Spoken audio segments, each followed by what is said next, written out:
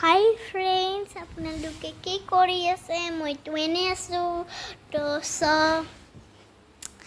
এতিয়া অৱশ্যে দুপৰীয়া হৈ আছে, তো মই এতিয়া শুম আৰু কি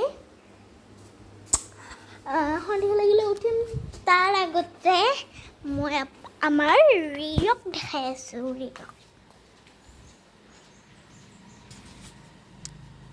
এইটো আমাৰ ৰিয়, দেখিছে কেনেকৈ হৈ আছে?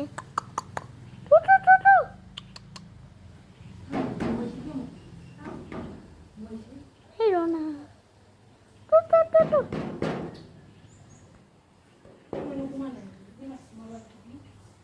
সোমা মনো এইটো শুই আছে। অৱশ্যে বেছি নুশুইহি। এতিয়া শু